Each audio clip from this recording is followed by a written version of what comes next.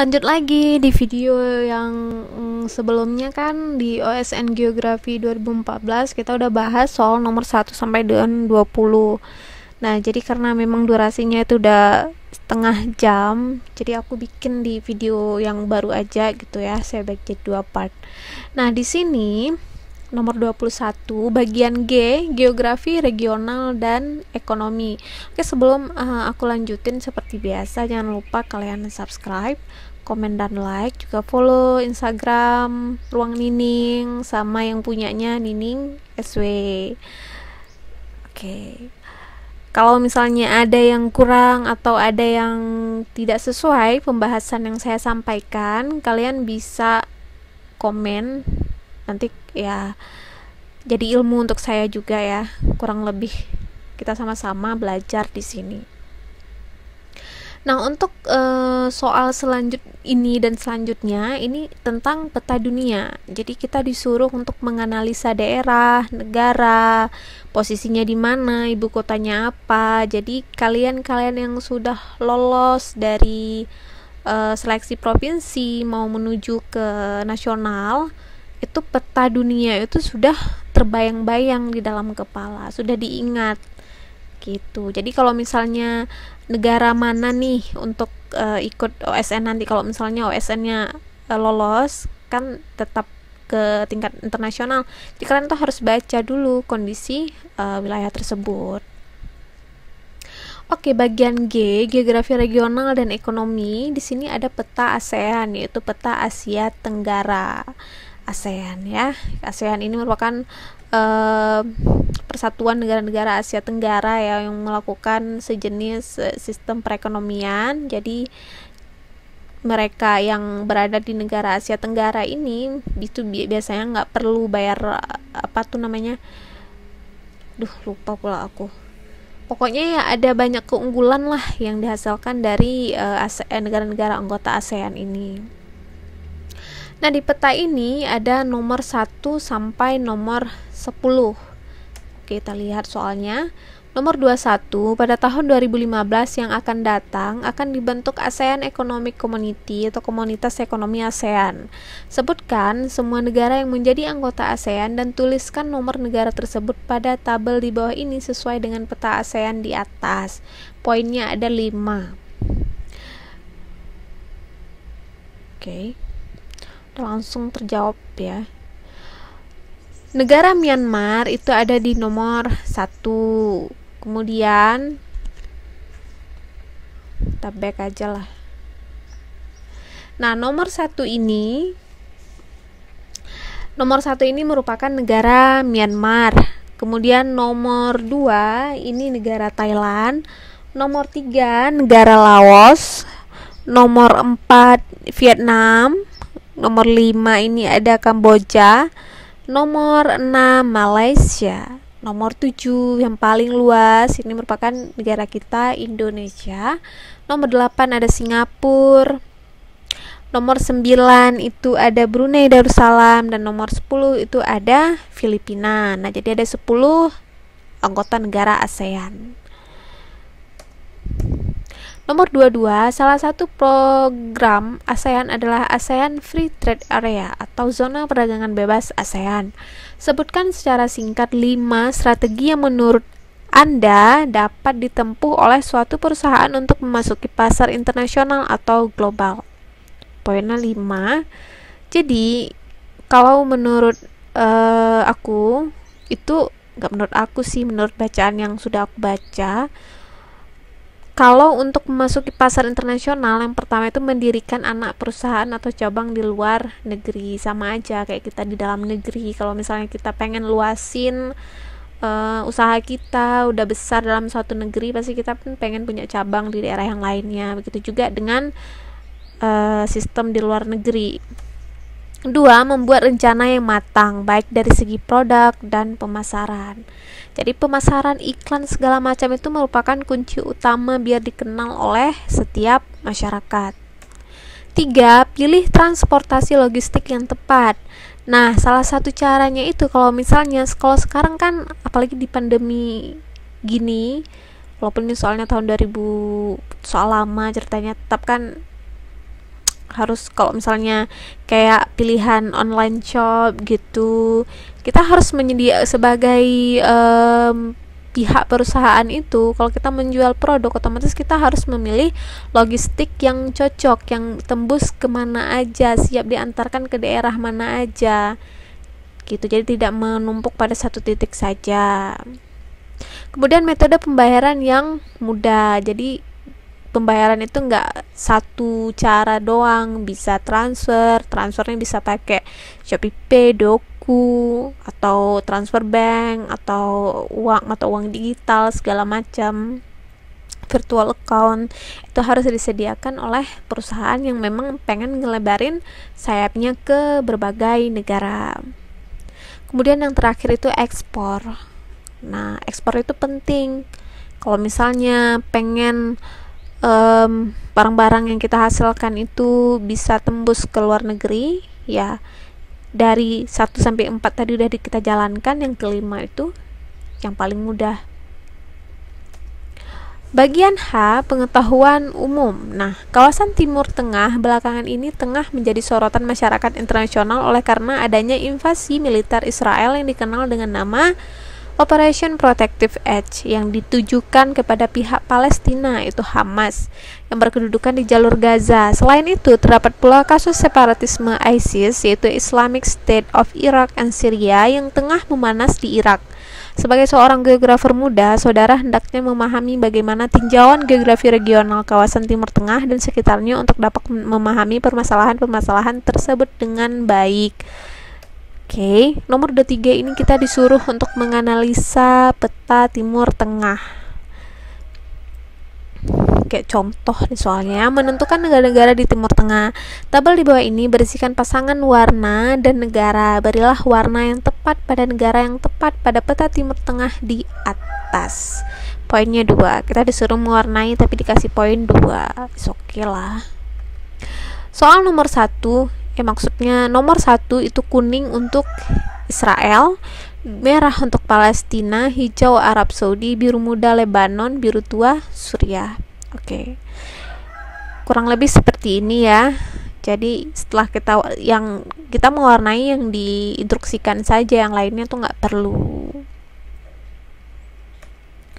Nomor 24, menentukan lokasi penting di Timur Tengah. Tabel di bawah ini berisikan pasangan huruf dan lokasi. Letakkanlah huruf yang tepat pada lokasi yang tepat pada peta Timur Tengah di halaman sebelumnya. Kalau di sini halaman selanjutnya, poinnya 3. Oke. Langsung aku bacakan aja. Ini kan ada peta Timur Tengah.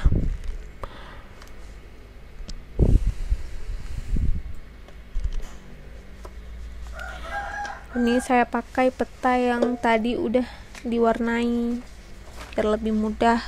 Hijau Arab Saudi ya, Suriah warna biru. Oke, saya bacakan instruksinya.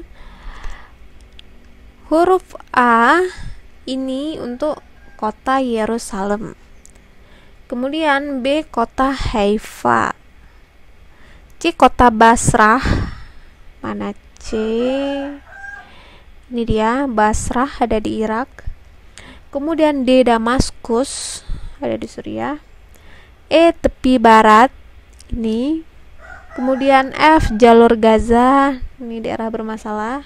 G kota Iskandariyah, ini ada di Mesir.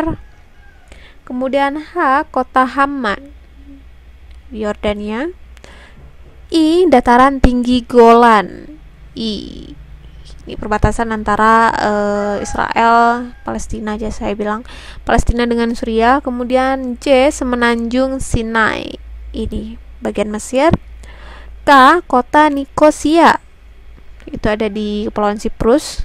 Kemudian L Pulau Kreta di sini. Lalu M kota Suez, sini terusan Suez. Kemudian N kota Mosul di sini. O kota Baghdad, ibu kota Irak.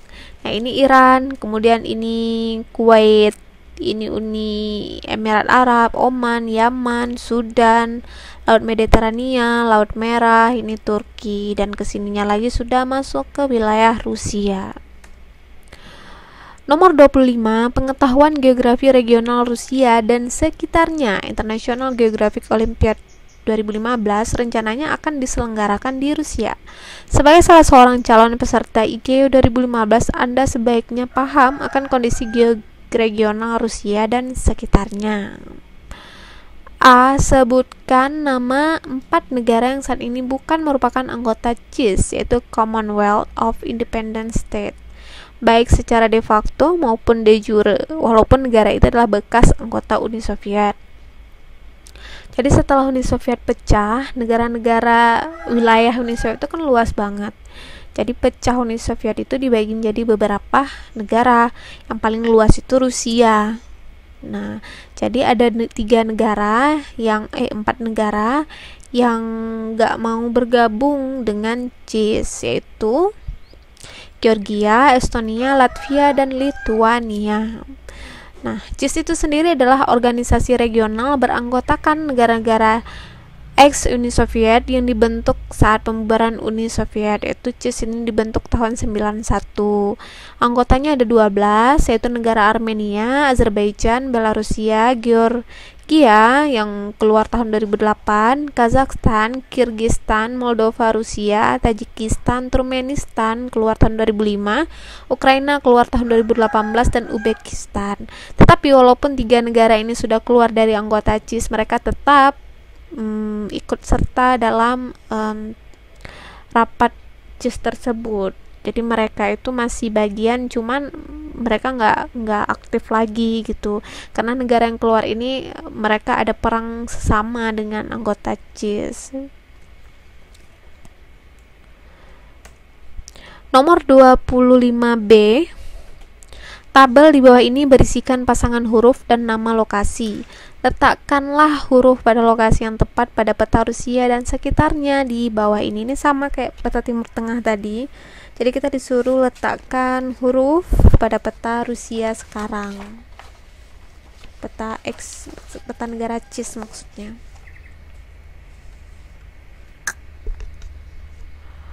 Nah, jadi kalau misalnya untuk soal OSN ini, dia memang jangkauannya AirPool itu kita harus sudah mengingat.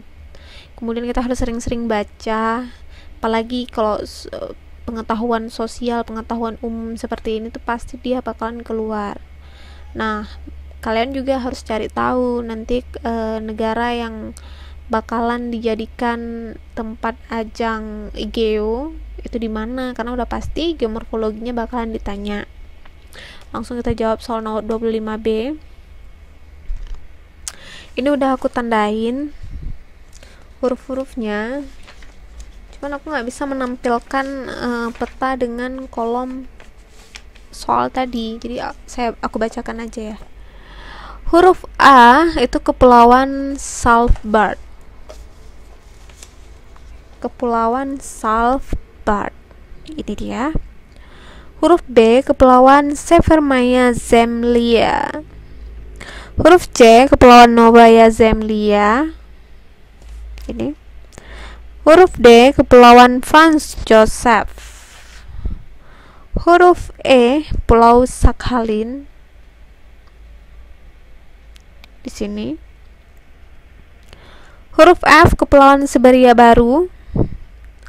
Huruf G, Laut Siberia Timur. Huruf H, Semenanjung Taimyr. Semenanjung Taimyr. Huruf I, Teluk Ob. Teluk Ob. Mana dia? Mana sih?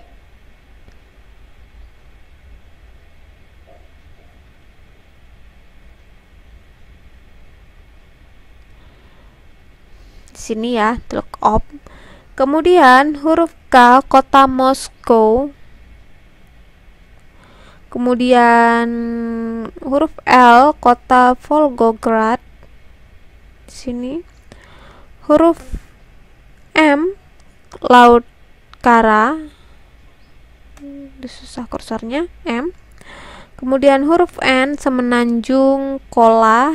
Kalau semenanjung itu dia daratan menjorok ke lautan, kalau teluk itu lautan menjorok ke daratan. Huruf O, kota Vladivostok. Huruf O, nah gini. Jadi itu merupakan kota-kota yang berpengaruh untuk negara Rusia.